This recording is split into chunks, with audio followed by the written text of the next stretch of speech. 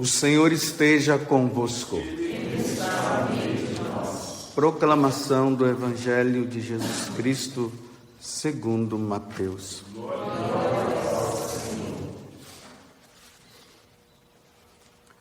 Naquele tempo, vendo Jesus as multidões, subiu ao monte e sentou-se.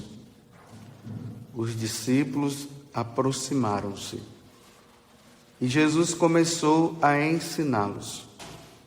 Bem-aventurados os pobres em espírito, porque deles é o reino dos céus. Bem-aventurados os aflitos, porque serão consolados. Bem-aventurados os mansos, porque possuirão a terra. Bem-aventurados os que têm fome e sede de justiça, porque serão saciados.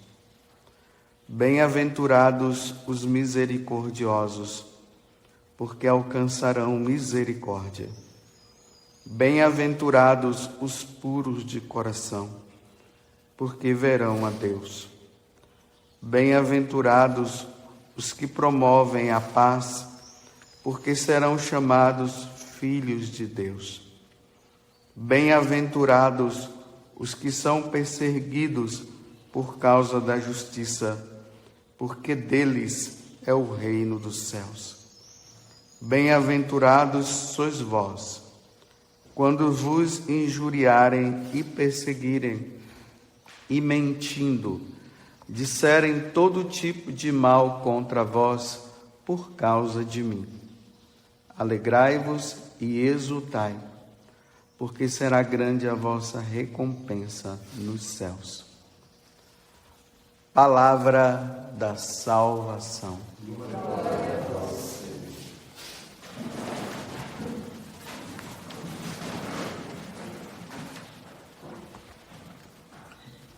Senhor. Hoje, sendo dia 1º de novembro, a igreja aqui da terra faz com que nós olhemos para a igreja que já está no céu e observemos quem são aqueles que estão lá. A igreja traz para nós dizendo que são os santos, como nós acabamos de ouvir no Evangelho, né? São os bem-aventurados. São aqueles que passaram a vida aqui na terra com o coração em Deus. Eles não pensavam outras coisas senão em Deus.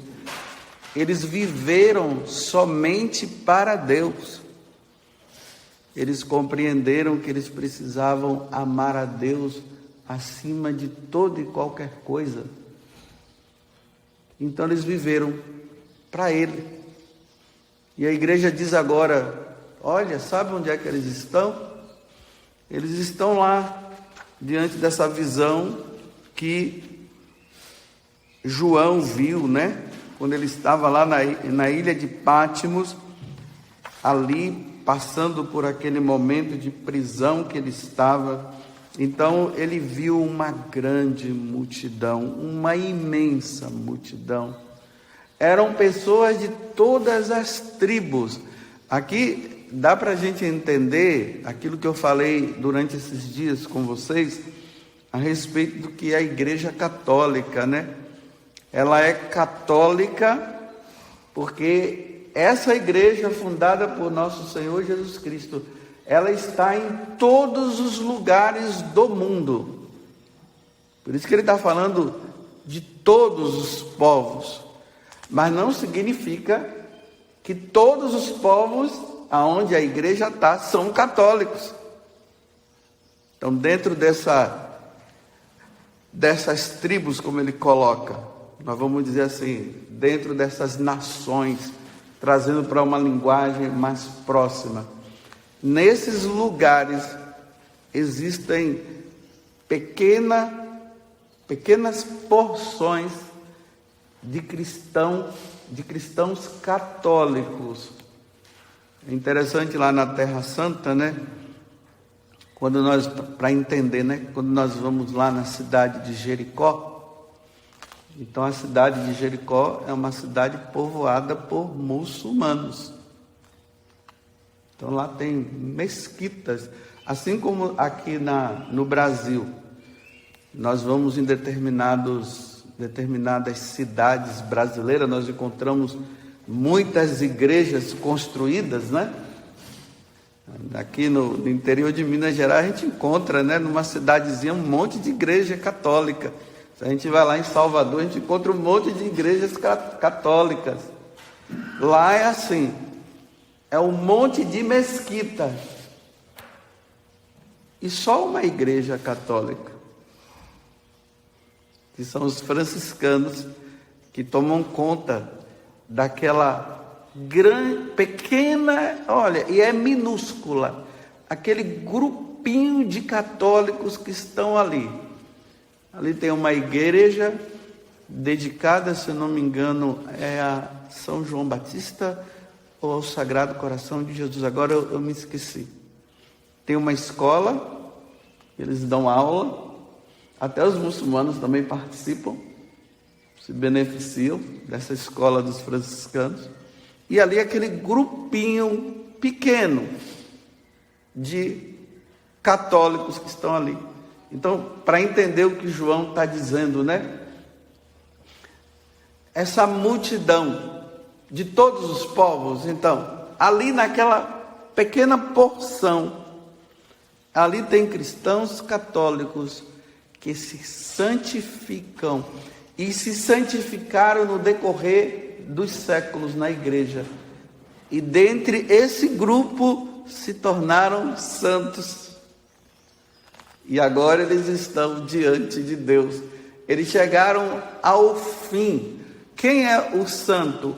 O santo é aquele que compreende que ele está aqui nesse mundo e ele precisa chegar a uma meta, e a meta final deles é o céu.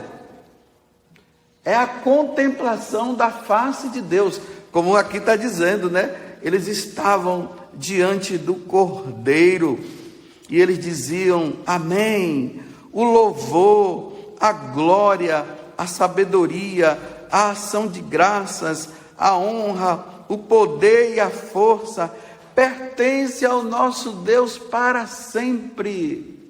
E todos diziam amém. Diante da face de Deus. Aí faz-se a pergunta, né? Quem são esses?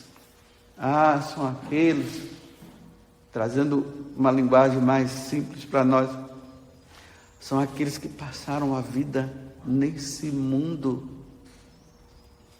foram lavados pelo sangue do Cordeiro, eles estão agora com uma veste branca diante do Senhor. São esses. Aqui eles dão um número, né, de 144 mil, mas esses 144 mil é um número simbólico para dizer que é uma multidão. Então esses santos que nós lemos a vida deles, que no dia do batismo, na hora que uma pessoa é batizada, tem um momento, né, em que se recorre a eles, para que eles possam interceder por aquela pessoa que está sendo batizada, que está se tornando católica naquele momento. Eles começam a interceder e se torna padroeiro dessas pessoas, intercedendo diante de Deus para que essa pessoa ela siga um caminho de santidade, como eles conseguiram seguir esse caminho de santidade e agora estão na bem-aventurança, na beatitude que fala, estão agora diante de Deus na felicidade que eles entenderam que não era aqui. É a felicidade que preenche o ser humano numa plenitude que nunca aqui na terra poderá ser entendida. São esses que estão agora diante da glória de Deus. E a igreja coloca eles para quê diante de nós?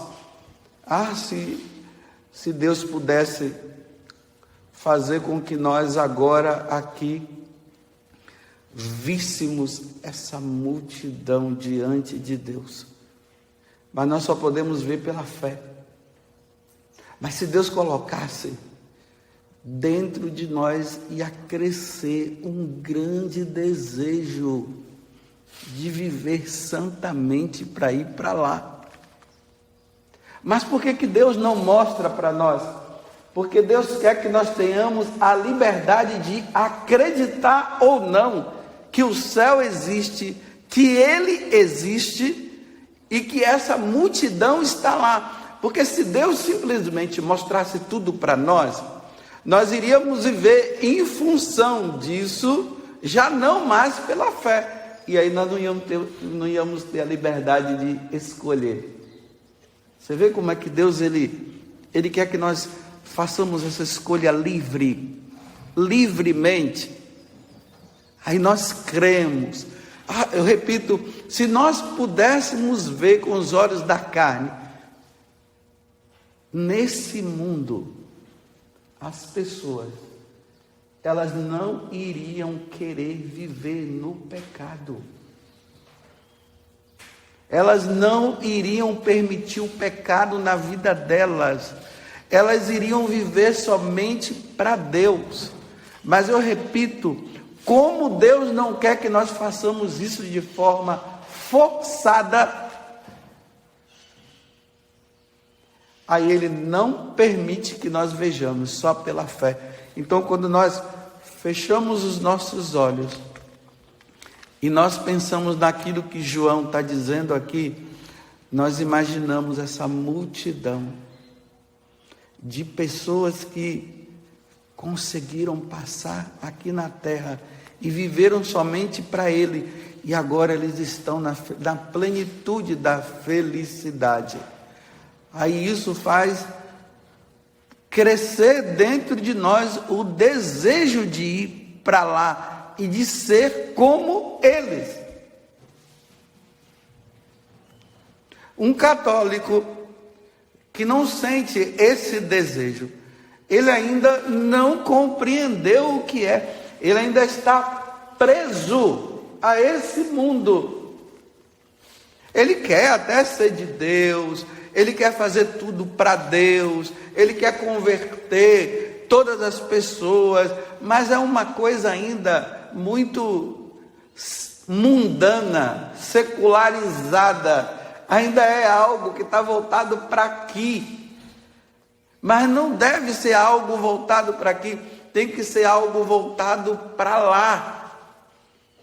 Se nós vamos estudando as vidas dos santos, nós vamos vendo que dentro deles existia aquele desejo de ir para lá.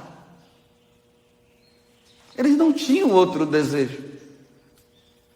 Por isso, e por causa deles quererem ir para lá, eles faziam de tudo para agradar a Deus. E quando eles desagradavam a Deus, quando eles permitiam ou quando eles percebiam que eles tinham desagradado a Deus, eles choravam e iam para o confessionário pedir perdão a Deus pelas faltas que eles haviam cometido. E apesar disso, eles procuravam fazer penitência em reparação pelo mal que havia feito. Era um coração voltado somente para Ele. É assim, meus irmãos e minhas irmãs, que Deus deseja que o nosso coração esteja. Abrasados de amor por Deus, desejosos de um dia estar com Ele. E para isso é preciso amá-lo de todo o coração e amar os irmãos que estão ao nosso redor e pedir a Ele a graça de que tanto nós como os nossos irmãos um dia possamos estar com Ele lá um dia. É interessante que nesse dia a igreja está comemorando não somente aqueles santos que nós reconhecemos, que a igreja canonizou, mas aqueles também que a igreja nem soube, que viveram a santidade lá naquelas pequenas porções onde a igreja católica estava, e eles morreram santamente, como um Santo Antônio, foram martirizados como uma Santa Águeda, viveram uma vida voltada somente para Deus, de sacrifício e oração, mas que ninguém soube. E agora eles contemplam a face de Deus. Eu não sei que tipo de santo você vai ser, e nem eu. O importante é que nós sejamos santos. Talvez você seja aquele santo que um dia a igreja vai perceber, ver as grandes virtudes existentes dentro de você. E você vai ser colocado como modelo. E aí vão estudar, vão pesquisar, ver as pessoas que conviveram, que soube de você. Aí vão escrever o livro. Esse livro vai ser colocado, serão colocados nos altares como exemplo para muitos, para todos os outros, para quando as pessoas olharem e perguntarem: quem é aquele? Ah, aquele dali foi um homem de Deus, o nome dele é tal. Ele viveu assim, viveu só para Deus, vivia numa santidade muito grande. O mundo, para ele, não abarcava. Eles não queriam, ou ele não queria viver nesse mundo, ele só queria viver para Deus. Aonde ele passava, ele exalava essa santidade, ao ponto das pessoas quererem até viver como eles viviam. E aí ele foi colocado como exemplo. Mas tem aqueles que viveram tudo isso e até mais. Ninguém soube. E estão lá agora. Eu não sei de qual dos dois grupos você estará, ou eu também. O importante é que nós sejamos santos, sendo reconhecido por todos e sendo colocado como modelo, ou não sendo reconhecido e vivido no esquecimento. O importante é ser santo. Lá na vida dos cartuchos, né? Existe esse detalhe. Eles vivem uma radicalidade de vida com Deus tão grande, que não é para todo mundo isso não.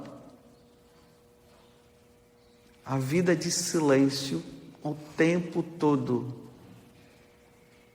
Uma vida de trabalho no escondimento e vida de oração no escondimento.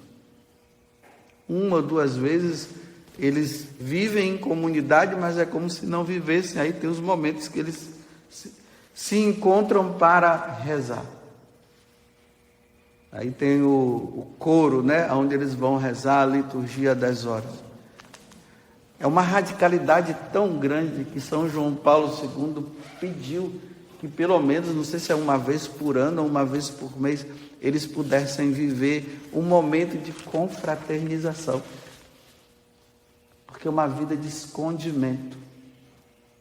O cardeal Sara, ele fala que um dia ele foi visitar um mosteiro que tinha um monge que ele conhecia e que tinha morrido de câncer. Aí ele chegou lá, aí foram mostrar, né? Porque lá eles têm um cemitério próprio deles, é tudo lá. A pessoa entra e dali nunca mais sai. Nem contato com os parentes tem. De vez em quando que pode ter, quando os parentes vão. E aí ele, lá no cemitério, diz assim que tinha um lado, estavam lá, né, as sepulturas, e tinham cruzes de madeira e cruzes de ferro. As cruzes de ferro simbolizavam aqueles que foram os superiores da ordem naquele tempo. E os outros eram só os irmãos, eram de madeira. mas não tinha nome. Não tem nome.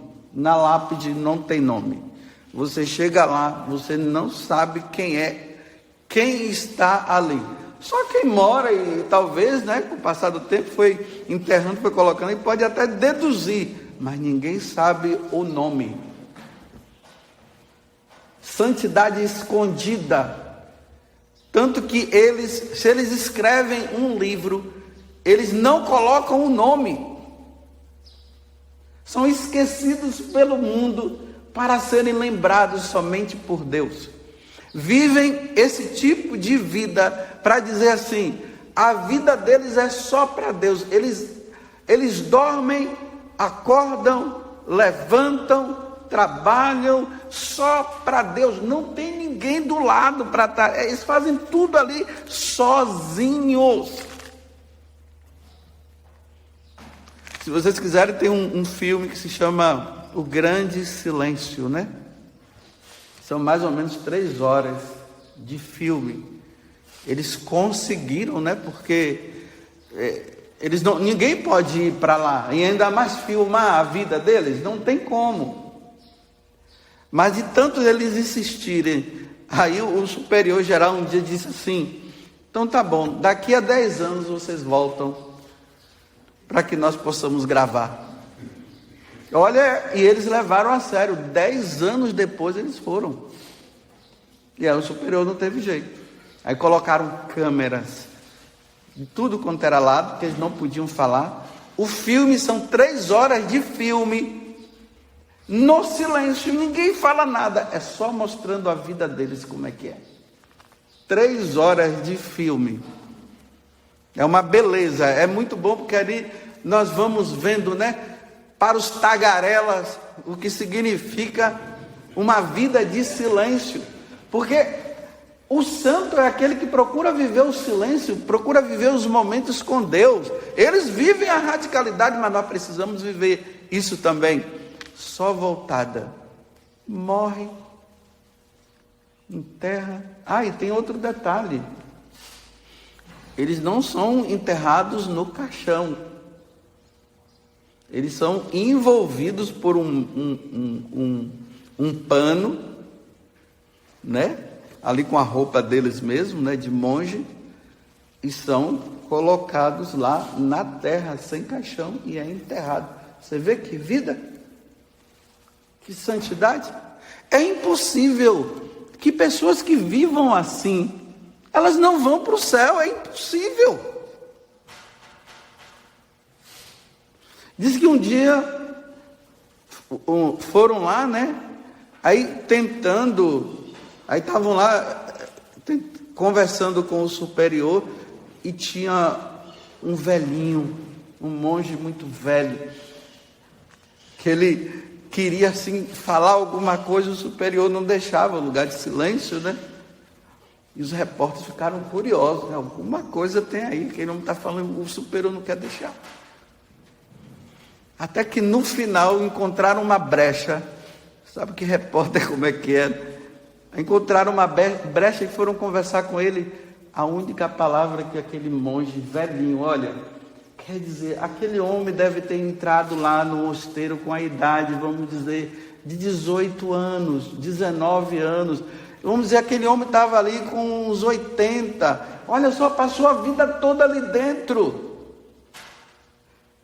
Aí quando os homens chegam e perguntam o que é que ele queria falar, ele simplesmente falou isso: Deus existe. Deus existe. Só isso que ele falou. E foram embora.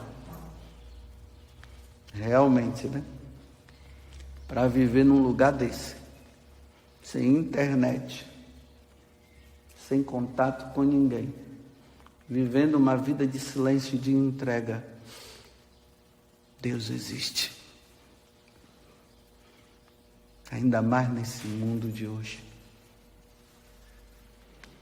Na sua vocação de casado, de solteiro, de bispo, de papa, de religioso, de sacerdote, de agricultor, de fazendeiro, de dono de indústrias e tudo mais. Meus irmãos, na condição que tu estás, seja santo. Faça tudo para a maior glória de Deus somente. E vivam a santidade. Que no dia de hoje, Deus nos conceda esse desejo. E já a partir de hoje, comecemos a lutar como os santos lutaram. E aqui eu termino com Santo Inácio de Loyola. Depois de ele ler a vida dos santos, ele parou e pensou e disse o seguinte: se eles conseguiram, eu também vou conseguir. E ele conseguiu. E se ele conseguiu, nós não vamos conseguir? Burros seremos se nós não conseguirmos. Ser católicos e não conseguir é a maior besteira que a gente pode ter feito na face da terra. Então seria melhor não ser católico. Seria melhor não ser cristão católico. Porque como é que a gente passa? Se batiza, leva uma vida aqui, depois vai para o inferno, meus irmãos. Não, vamos para o céu. Esse é o nosso desejo. E vocês vão ver que maravilha que lá será. E quando nós estivermos lá, nós vamos dizer: Senhor, por que o Senhor não me trouxe logo? Louvado seja nosso Senhor Jesus Cristo, para sempre seja. E a nossa Mãe Maria Santíssima.